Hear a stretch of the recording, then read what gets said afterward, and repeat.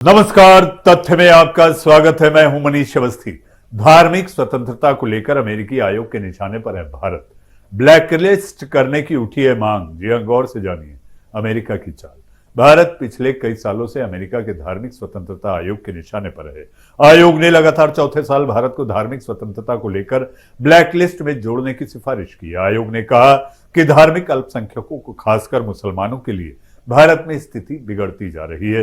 सोमवार को अपनी वार्षिक रिपोर्ट में अंतर्राष्ट्रीय धार्मिक स्वतंत्रता पर संयुक्त राज्य आयोग ने फिर से अमेरिकी विदेश मंत्रालय से भारत को विशेष चिंता वाले देश, कंट्री ऑफ पॉलिटिकल यानी कि पर्टिकुलर कंसर्न, सीपीसी के रूप में नामित करने का आह्वान किया है। अमेरिकी आयोग साल 2020 से ही मांग कर रहा है कि भारत को विशेष चिंता वाले देश के रूप में नामित किया जाए।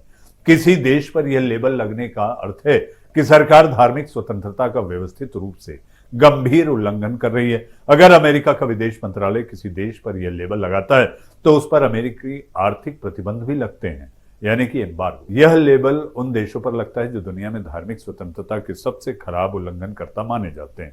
आयोग ने अपनी रिपोर्ट में कहा है, भारत सरकार ने 2022 में केंद्र, राज्य और स्थानीय स्तर पर धार्मिक रूप से भेदभावपूर्ण नीतियों को बढ़ावा दिया है और लागू किया। इनमें धर्म परिवर्तन, अंतरधार्मिक संबंध, हिजाब पहनने और गोहत्या को निशाना बनाने वाले कानून शामिल है, जो मुसलमान, ईसाई, सिख, दलित और आदिवासी समुदाय को गलत तरीके से प्रभावित करते हैं। रिपोर्ट में कहा गया है कि भारत की 1.4 अरब की आबादी में लगभग 14% मुस्लिम है, लगभग 2% ईसाई और 1.7% सिख हैं।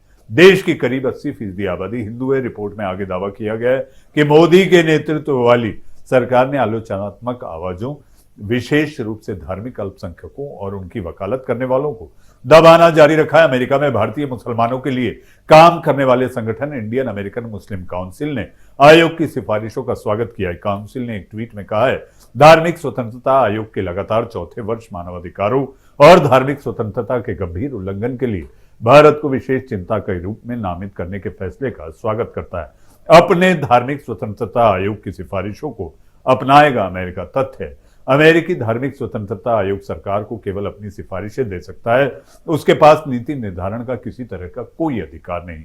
पिछले 4 सालों से आयोग इस तरह की सिफारिशें लगातार करता रहा है, लेकिन अमेरिकी विदेश विभाग ने उसकी सिफारिशों को नजरअंदाज किया है। अमेरिका का हिंद प्रशांत क्षेत्र में चीन की आक्रामकता का मुकाबला करने के लिए भारत से लगातार अपने संबंधों को मजबूत कर रहा है। ऐसे में आयोग की सिफारिशों को लागू करना भारत को नाराज करने जैसा है। आयोग ने अपनी रिपोर्ट में यह भी कहा है कि बाइडेन प्रशासन ने पिछली कई सिफारिशों के बाद भी भारत पर विशेष चिंता वाले देश का लेबल नहीं लगाया। रिपोर्ट में लिखा गया है कि अमेरिका और भारत ने व्यापार और तकनीक में मजबूत द्विपक्षीय संबंधों को आगे बढ़ाना जारी रखा है।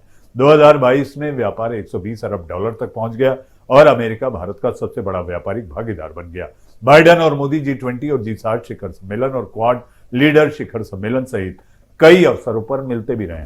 भारत ने कोई प्रतिक्रिया नहीं दी है। फिलहाल आयोग की रिपोर्ट पर कोई प्रतिक्रिया नहीं दी है। पिछले साल जब आयोग ने भारत को लेकर यह सिफारिश की थी, तब विदेश मंत्रालय के प्रवक्ता अरिंदम बागची ने अमेरिकी अधिकारियों पर गलत जानकारी और पक्षपाती टिप्पणी का आरोप लगाया। बागची ने कहा था, स्वाभाविक रूप से बहुलवादी समाज के रूप में भारत धार्मिक स्वतंत्रता और मानवाधिकारों को महत्व देता है। जी हां, तथ्य में आज के लिए फिलहाल इतना ही। नमस्कार।